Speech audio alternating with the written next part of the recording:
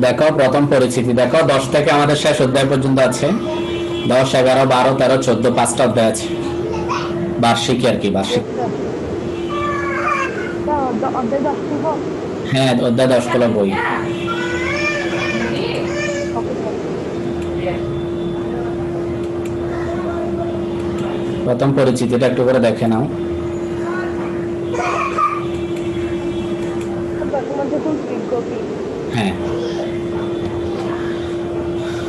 স্থিতি ও গতি পাঠ একে আছে।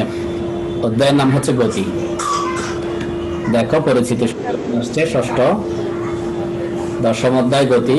পাঠ হচ্ছে 1, স্থিতি ও গতি, যেটা তোমার বইতে নাম আসছে। পাঠ 2, স্থিতি ও গতি আপেক্ষিক, একটা শব্দ বলছে। পাঠ 2 এটা 82 এবং 83, Yes, sir. 82 এবং 83 পেজে পাঠ দোনোটা আছে, ছোট ছোট পাঠ, সেজন্য একসাথে আছে। স্থিতি ও গতি আপেক্ষিক একটা শব্দ লেখা আছে পাঠ 2 এ। আজকের পাঠের শিরোনাম দেখি এবার আমরা।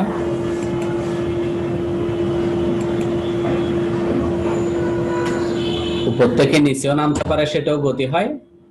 ডান দিক থেকে বাম দিকে, বাম দিক থেকে ডান দিকে, সেটাও গতি। আবার নিচ থেকে উপরের দিকে উঠলে সেটাও Yes, গতি। sir. অর্থাৎ বিমান উপর উঠে, Yes. রকেট গুলো উপর উঠে, তখনের জন্য সেই সবগুলো হচ্ছে গতি নিয়ে উঠে, নির্দিষ্ট কতগুলো গতি নিয়ে উঠে। তারপর ডানে বামে চলাটাও গতি। Yes, sir. স্থিতি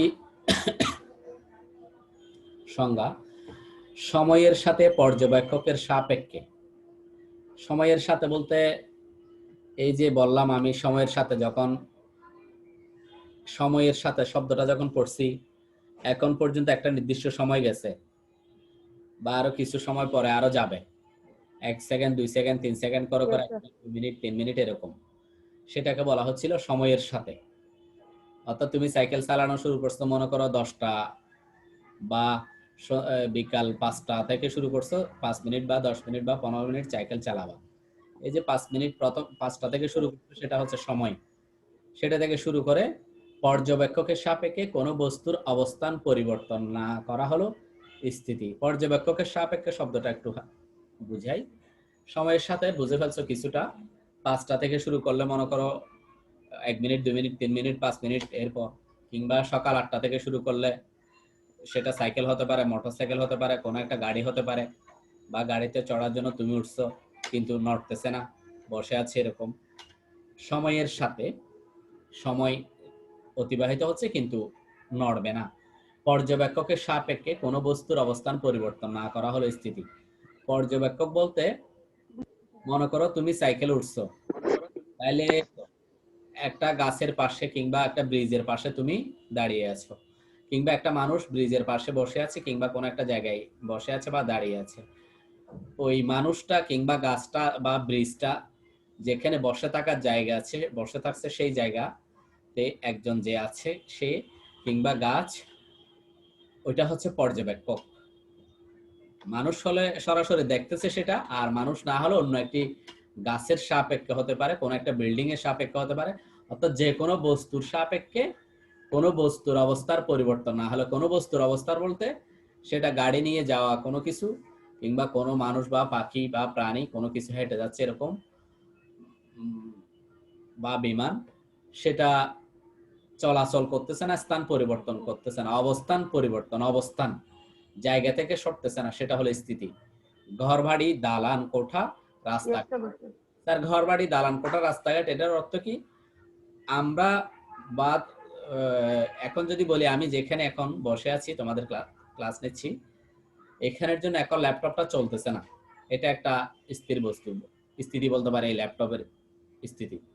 তো ঘর বাড়ি, তুমি যখন একটা ঘর বাড়িকে দেখো, তখনের জন্য সেটা চলাচল করে না, দাঁড়িয়ে থাকে, অর্থাৎ এক Yes, জায়গায় sir. স্থির আছে। দালান কোঠা, রাস্তাঘাট চলাচল করে না, রাস্তাঘাট নিজে। অর্থাৎ আমরা যারা দেখতেছি, একটা পাশে গাছ আছে, Sir, সেটা, রাস্তা চলে না। হ্যাঁ, রাস্তাঘাট চলাচল করে না, সেটা একটা স্থিতি। সেটা ওখানেই দাঁড়িয়ে আছে, এটাকে স্থিতি বলে। অর্থাৎ প্রত্যেকটা বস্তু যে জায়গায় আছে সেই জায়গায় আছে, সেই Yes, sir. সময়ের জন্য সেটাকে স্থিতি বলা হয়। আমরা একটা জায়গায় দাঁড়িয়ে আছি, তখনের জন্য আমরা স্থিতি, আমাদের এই দাঁড়িয়ে থাকাটা স্থিতি হবে। যখন আমরা হাঁটা চলা শুরু করব, ডান দিকে যাব, বাম দিকে যাব, তখনের জন্য কোন একটা বস্তুর সাপেক্ষে কিংবা একটা রাস্তার সাপেক্ষে কিংবা ওই রাস্তাটার সাপেক্ষে আমরা তখন গতিশীল, আমরা নিজেরা গতিশীল, কিংবা দালান কোঠার সাপেক্ষে আমরা তখন গতিশীল হব, আমরা আমাদেরকে গতিশীল বলবো। শব্দটা তখন গতি হিসেবে ব্যবহৃত হবে। ঘরবাড়ি নিজে নড়ে না, কোথাও যায় না, যেই দেখবে দেখুক, সেটা পাশের একটা গাছের সাপেক্ষে হোক কিংবা আরেকটা মানুষের সাপেক্ষে হোক, অন্য একটি প্রাণীর সাপেক্ষে হোক, এই জিনিসগুলো নড়াচড়া করে না, একটা জায়গায় স্থির আছে। রাস্তাঘাট নিজে নিজে নড়াচড়া করে না, দালান কোঠা ঘর বাড়ি আমরা নড়াচড়া যখন করব তখন এর জন্য সেটা গতি শব্দটা আসবে, যখন আমরা স্থির থাকবো সেটা স্থিতি হিসেবে আসবে। আমাদের উদাহরণ দেয় না, কারণ আমরা নড়াচড়া করতে পারি, সেজন্য স্থিতি শব্দটা দিয়ে মানুষকে বা কোনো কিছু চলে যে চলমান হতে পারে যে এদের উদাহরণ দেয় নাই আর কি। স্থিতি। প্রসঙ্গ কাঠামো, যে পর্যবেক্ষকের সাপেক্ষে গতি বা স্থিতি পরিমাপ করা হয়, যে পর্যবেক্ষকের সাপেক্ষে গতি বা স্থিতি পরিমাপ করা হয় তাকে বলা হয় প্রসঙ্গ কাঠামো। এটাকে একটু কঠিন বিজ্ঞান শব্দ, এটাকে একটু ক্লিয়ার করি। যে পর্যবেক্ষকের সাপেক্ষে গতি বা স্থিতি পরিমাপ করা হয়, যে পর্যবেক্ষক বলতে মনে করা আমরা একটা জায়গায় দাঁড়ালাম, একটা সাইকেল আমাদের পাশ দিয়ে চলে যাচ্ছে, তখনের জন্য আমরা হলাম পর্যবেক্ষক, আমাদের সাপেক্ষে সাইকেলটা কত বেগে গতিশীল, 5 কিলোমিটার বেগে, 2 কিলোমিটার, 3 কিলোমিটার কিংবা আধা কিলোমিটার, এরকম কোন কিলোমিটার বেগে গতিশীল, বা ওই গতির পরিমাপ। আবার আমরা নিজেদের সাপেক্ষে ঘর বাড়ি দালান কোঠাগুলো স্থির আছে কিনা, স্থিতি পরিমাপ করা হয়, থেমে আছে কিনা। পর্যবেক্ষকের সাপেক্ষে গতি বা স্থিতি পরিমাপ করা হয়, তাকে বলা হয় প্রসঙ্গ কাঠামো। অর্থাৎ কার উপর ভিত্তি করে, কার সাথে তুলনা করে গতিটা নির্ণয় করা হচ্ছে, নির্ধারণ করা হচ্ছে। আমরা নিজেরা দেখলে সেটা নিজেদের উপর, আর যদি বলা হয় যে একটা সিসিটিভি ক্যামেরায় উঠতেছে, এত এই জায়গা থেকে সে শুরু করছে, একটা 1 নাম্বার দাগ দেয়া আছে, সে 2 নাম্বার দাগে যাবে একটু দূরে, সেখানে সে কত বেগে গিয়েছে একটা মান বের করা। এবার যারা ওখানে দাঁড়িয়েছে তাদের সাপেক্ষে, যারা নোট করতেছে তাদের সাপেক্ষে কতটুকু গতিশীল আছে, এই যে যাদের সাপেক্ষে, যার সাপেক্ষে যে শব্দগুলো বলতেছি, এই সবগুলো মিলে ওই স্থিতি এবং গতিটাকে একসাথে প্রসঙ্গ কাঠামো বলা হয়, এদের সাথে তুলনা করা হয়। ক্লিয়ার নাকি?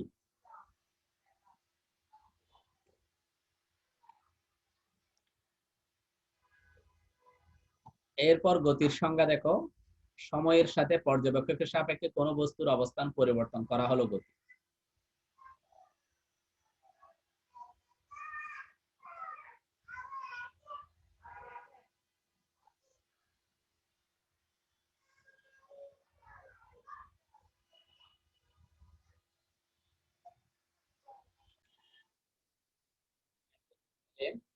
সময়ের সাথে পর্যবেক্ষকের সাপেক্ষে কোনো বস্তুর অবস্থান পরিবর্তন করা হলো গতি।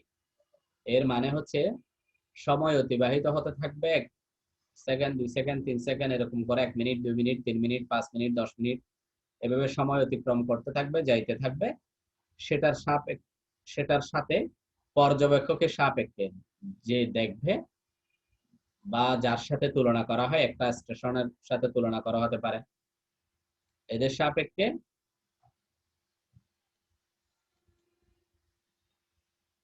অর্থাৎ পর্যবেক্ষকের সাপেক্ষে কোনো বস্তুর অবস্থার পরিবর্তন, চলন্ত গাড়ি, চলন্ত সাইকেল, অর্থাৎ কোনো একটা উদ্ভিদের সাথে বা গাছের সাথে বা কোনো একটা বিল্ডিং এর সাথে তুলনা করা হতে পারে পর্যবেক্ষক, কোনো মানুষ দেখতেছে সেটাও হতে পারে।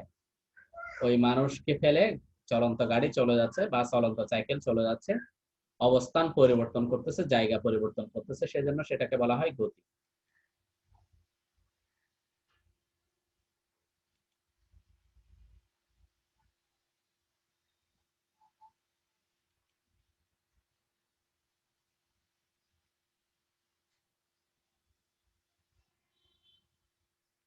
ভিডিওটা একটু দেখো এবার।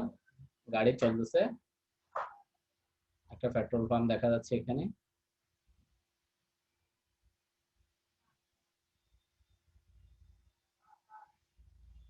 গাড়িগুলো গতিশীল সময়ের সাথে 15 সেকেন্ড গেছে, গাড়িগুলো চলে যাচ্ছে একদিক থেকে আরেক দিক। তাহলে এরা সময়ের সাথে স্থান পরিবর্তন করতেছে, সেজন্য এরা গতিশীল।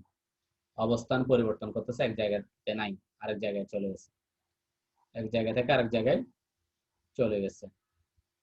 এটাকে বলা হয় গতি। সকল গতি আপেক্ষিক গতি, একটা শব্দ লেখা আসছে দেখি এবার। কোন বস্তু এক পর্যবেক্ষকের সাপেক্ষে স্থির থাকলেও একই সঙ্গে অন্য পর্যবেক্ষকের সাপেক্ষে গতিশীল হতে পারে।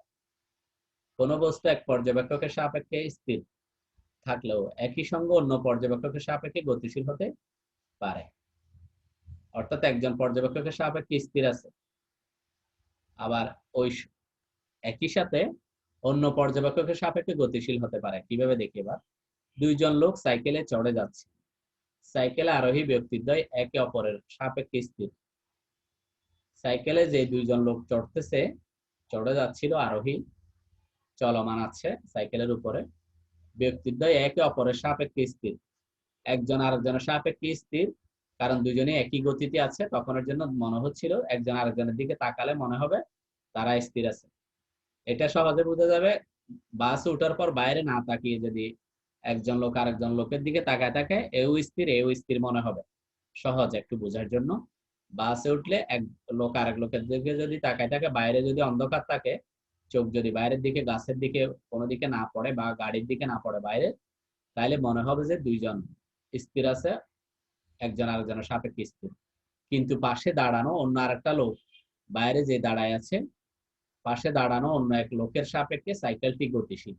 অর্থাৎ তোমরা গাড়িতে, বাসে যেটা বলছি সেটা হচ্ছে যে বাসের মানুষগুলো গতিশীল বা বাস গতিশীল বাইরের মানুষের সাপেক্ষে, আর যদি সাইকেল হয় সাইকেলটা গতিশীল বাইরে যে দাঁড়িয়ে আছে তার সাপেক্ষে সাইকেলটি গতিশীল। অর্থাৎ একই সাথে সে মনে হচ্ছিল একজন আরেকজনের দিকে তাকালে মনে হচ্ছিল স্থির, আবার ওই সময়ের জন্য অন্য আরেকজনের সাপেক্ষে মনে হচ্ছিল গতিশীল চলতেছিল। সেজন্য এই শব্দগুলোকে সকল গতি আপেক্ষিক গতি বলা হয় শব্দটা। অর্থাৎ এটা আসলে ওই মানুষের সাপেক্ষে কেমন গতিশীল, পর্যবেক্ষকের সাপেক্ষে নির্ণয় করা যাবে গতিশীল কেমন। যে একসাথে যে আছে গতিশীল অবস্থায় তাদের সাপেক্ষে গতিশীল ধরা যাবে না, দুজনই স্থির ধরা হবে তখনের জন্য একজন আরেকজনের সাপেক্ষে। একটি ঘটনা বিবেচনা করা যাক। আরিয়ান বাস স্টপে দাঁড়িয়েছিল। উদাহরণ দিচ্ছি আরো সহজ একটা সুন্দর, দেখি আমরা। বাসে বসে থাকা একজন যাত্রী বাসের গতিতে তাকে অতিক্রম করে গেল। আমি একটু আগে যেটা বলছিলাম, ওই বাসে থাকলে সে একজন আরেকজনের দিকে তাকিয়ে থাকলে তখন স্থির। আরিয়ান বাস স্টপে দাঁড়িয়েছিল, সে দেখতেছে বাসে বসে থাকা একজন যাত্রী বাসের গতিতে তাকে অতিক্রম করে গেল। বাস যেই গতিতে চলে যাচ্ছে সেই গতিতে আরিয়ানকে ফেলে বা আরিয়ানকে অতিক্রম করে চলে গেল, আরিয়ান নাই। অর্থাৎ আরিয়ান দাঁড়িয়ে আছে, আরিয়ানকে ফেলে চলে যাচ্ছে সামনের দিকে। এরপর আরিয়ানের তুলনায় বা সাপেক্ষে বাস ও বাসের যাত্রী গতিশীল, কিন্তু বাস স্টপের পাশে দাঁড়িয়ে থাকা গাছটি তার সাপেক্ষে স্থির। মামুন স্যার কেউ তো নাই, ছিল একজন, চলে গেছে ইশরাক। ইশরাক ছিল, চলে গেছে। এরপর বাস স্টপের পাশে দাঁড়িয়ে থাকা গাছটি তার সাপেক্ষে স্থির, কিন্তু বাসের যাত্রীর নিকট মনে হচ্ছে যে গাছটি তার সাপেক্ষে পেছন দিকে সরে যাচ্ছে। আরিয়ানের তুলনায় বা সাপেক্ষে বাস বা বাসের যাত্রী গতিশীল, আরিয়ান দেখতেছে বাইরের থেকে, কিন্তু বাস স্টপের পাশে দাঁড়িয়ে থাকা গাছটি তার সাপেক্ষে স্থির। অর্থাৎ ওই আরিয়ানের সাপেক্ষে বাসটি গতিশীল। ওই সময়ের জন্য আরিয়ানের পাশে একটি গাছ ছিল, পাশে দাঁড়িয়ে থাকা গাছটি, বাস স্টপের পাশে দাঁড়িয়ে থাকা গাছটি তার সাপেক্ষে স্থির, অর্থাৎ ওই আরিয়ানের সাপেক্ষে স্থির, কিন্তু বাসের যাত্রীর নিকট মনে হচ্ছে যে গাছটি তার সাপেক্ষে পেছন দিকে সরে যাচ্ছে। আবার বাসের যাত্রীও মনে করতেছে যে আরিয়ানও যেমন পেছনের দিকে সরে যাচ্ছে, গাছটিও পেছনের দিকে সরে যাচ্ছে। বাসের যাত্রী কাছে বিবেচনা হচ্ছে, অর্থাৎ এখন মাথায় আসতেছে যে তাকে অতিক্রম করে চলে যাচ্ছে আরিয়ান এবং গাছটি। অর্থাৎ গাছ এবং আরিয়ান গতিশীল মনে হচ্ছিল। এই শব্দগুলোকে এভাবে তখনের জন্য এভাবে মনে হয় বিদায় একজনের সাপেক্ষে একজন স্থির, আবার একজনের সাপেক্ষে আরেকজন গতিশীল। ওখানের জন্য আসলে কিছু একটা জিনিস গতিশীল আছে, তো সেজন্য এই গতি শব্দটাকে আপেক্ষিকতা বা আপেক্ষিক শব্দ ব্যবহার করা হয়। উপলব্ধির বিষয় বলা হয় বাংলা শব্দ, অর্থাৎ উপলব্ধি করতে হয় আসলে গতিশীল কিনা নাকি আর কি। এই পাঠ শেষে আমরা যা শিখলাম দেখো, কোনো বস্তু যদি সময়ের সাথে পর্যবেক্ষকের অবস্থান পরিবর্তন না করে, কোনো বস্তু যদি সময়ের সাথে পর্যবেক্ষকের অবস্থান পরিবর্তন না করে, তাহলে তা স্থির এবং বস্তুর ওই অবস্থাকে বলা হয় স্থিতি। কোনো বস্তু যদি সময়ের সাথে পর্যবেক্ষকের অবস্থার পরিবর্তন না করে, পর্যবেক্ষকের অবস্থান পরিবর্তন না করে, সময়ের সাথে পর্যবেক্ষক যে দেখতেছে সে যদি অবস্থান পরিবর্তন না করে, তাহলে তা স্থির, ওই লোকটি স্থির এবং বস্তুর ওই অবস্থাকে বলা হয় স্থিতি। বস্তুর অবস্থান পরিবর্তন না করার এই ধর্মটাকে বলা হয়, ঘটনাটাকে বলা হয় স্থিতি। কোন বস্তু যদি পর্যবেক্ষকের সাপেক্ষে অবস্থান পরিবর্তন করে, তখন বস্তুটিকে গতিশীল বলা হয় এবং বস্তুর এই অবস্থাকে বলা হয় গতি। আর একটা জিনিস শিখলাম, সকল গতি আপেক্ষিক, উদাহরণ দিয়ে, যেটা একটু আগে শিখেছি আমরা, অর্থাৎ উপলব্ধির বিষয় আপেক্ষিক শব্দটা দিয়ে অর্থ, যে পর্যবেক্ষকের সাপেক্ষে গতি বা স্থিতি পরিমাপ করা হয় তাকে প্রসঙ্গ কাঠামো বলে। যে পর্যবেক্ষকের সাপেক্ষে, মানুষের সাপেক্ষে হলে মানুষ, কিংবা কোনো একটা দাঁড়িয়ে থাকা গাছ, উদ্ভিদ, কিংবা দালান কোঠা, কিংবা অন্য আর কোনো স্থাপনা, সেগুলির সাথে, যেগুলির সাথে তুলনা করা হবে গতি বা স্থিতি স্থির আছে কিনা, সেই বস্তুগুলোকে বলা হয় প্রসঙ্গ কাঠামো, যার সাথে তুলনা করা হবে। নদীর একটা পাড়, পানিতে ভেসে যাচ্ছে নৌকা, তখন এর জন্য নদীর ওই পাড় বা গাছগুলো হবে প্রসঙ্গ কাঠামো। ওর সাপেক্ষে নৌকাটা গতিশীল, নৌকায় থাকা লোকগুলো গতিশীল। প্রসঙ্গ কাঠামোর সাহায্যে পরিমাপ করা হয় স্থিতি বা গতি। প্রসঙ্গ কাঠামোর সাহায্যে পরিমাপ করা হবে স্থির আছে নাকি গতিতে আছে বস্তু। ভিন্ন ভিন্ন পর্যবেক্ষকের জন্য কোনো বস্তু অবস্থান হয় ভিন্ন ভিন্ন। ভিন্ন ভিন্ন পর্যবেক্ষকের সাপেক্ষে কোনো বস্তুর অবস্থান হয় ভিন্ন ভিন্ন। সেটা কি, ওই আমরা উদাহরণ দিয়েছিলাম যেরকম, সাইকেলে চড়তেছে দুইজন বন্ধু, চলে যাচ্ছে, একজন আরেকজনের সাপেক্ষে স্থির, আবার বাইরের থেকে আরেকজন লোক দেখলে তাদেরকে তখনের জন্য মনে হবে গতিশীল। তাহলে একজন আরেকজনকে দেখতেছে যে সেই সময়ের জন্য উভয়ই পর্যবেক্ষক। আর সাইকেলে দুইজন যে চলে যাচ্ছে, বন্ধু সহ চলে যাচ্ছে, তাদেরকে আরেকজন যে দেখতেছে, তখনের জন্য ওই লোকটা পর্যবেক্ষক, বা যারা দেখতেছে তারা পর্যবেক্ষক হবে। তাহলে ভিন্ন ভিন্ন পর্যবেক্ষকের জন্য কোন বস্তুর অবস্থান হবে ভিন্ন ভিন্ন। একজনের জন্য স্থির, আরেকজনের জন্য গতি হবে, তখন গতিশীল হবে। সমগ্র বিশ্বজগৎ মূলত গতিশীল। এটা দিয়ে বোঝাচ্ছে যে পৃথিবী পুরোটা গতিশীল, অর্থাৎ সূর্যের চারপাশে আসলে ঘুরতেছে, সেজন্য গতিশীল হচ্ছে সমগ্র বিশ্বজগৎ। সাথে আমরা সবাই গতিশীল, অর্থাৎ সেই জন্য আমরা সবাই আসলে গতিশীল আছি, কিন্তু আমরা যেই কথাগুলো বলছি এটার আলোকে আমরা ওভাবে এই শব্দটাকে বুঝবো না, কারণ পুরো পৃথিবী একসাথে ঘুরতেছে, সেজন্য আমরা সবাই গতিশীল। বিশ্বজগৎ মূলত গতিশীল, এটা দিয়ে আমরা স্থির আর গতির সাথে বুঝতে পারবো না, কারণ সূর্য স্থির আছে, সূর্যের সাথে তুলনা করতে হবে তখন। তো আমরা সূর্যের সাথে তুলনা করে পৃথিবীকে কিভাবে গতিশীল সাইকেলের মতো করে বুঝবো না, সেজন্য ওই উদাহরণটা আমরা নিজেরা ওভাবে দিতে পারবো না। অর্থাৎ সাইকেল চলে যাচ্ছে, বাস চলে যাচ্ছে, যেভাবে আমরা গতিশীলের উদাহরণ দিতে পারবো, বা সাইকেল দাঁড়িয়ে আছে বা বাস দাঁড়িয়ে আছে স্থির উদাহরণ দিতে পারবো, স্থিতি বুঝাতে পারবো, পৃথিবী সূর্যের চারপাশে ঘুরতেছে যে সেটাকে আমরা ওভাবে উপলব্ধি করতে পারবো না, দেখতে পারবো না, সেজন্য পুরোটা একসাথে গতিশীল, সেজন্য। তাইলে আমরা, এটা হচ্ছে সিডব্লিউ, যেটা এতক্ষণ দেখছো। গতিশীল বস্তু বলতে কি বোঝায়, এটা হচ্ছে একক কাজ, এটা আমরা ক্লাসে করাইনি, যদি উপস্থিত থাকতে তোমরা। স্থিতি ও গতির মধ্যে পার্থক্য লিখো, বাড়ির কাজ দেখো। স্থিতি ও গতির মধ্যে পার্থক্য লিখো। স্থিতি ও গতি আপেক্ষিক, ব্যাখ্যা করো। স্থিতি ও গতি আপেক্ষিক, ব্যাখ্যা করো।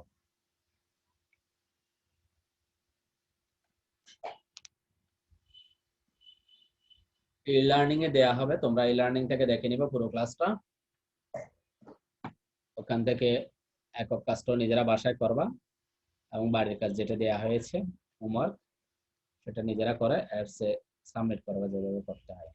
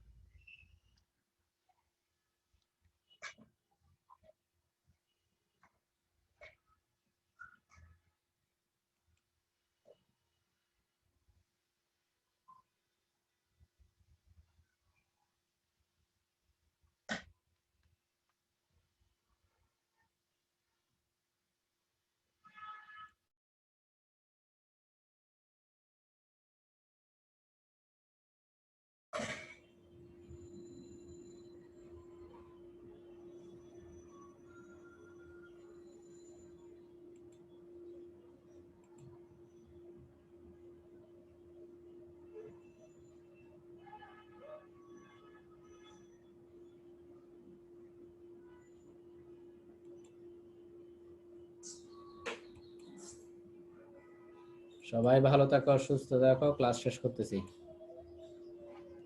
ধন্যবাদ জানিয়ে ক্লাস শেষ করতেছি। সবার জন্য শুভকামনা রইল। আসসালামু আলাইকুম।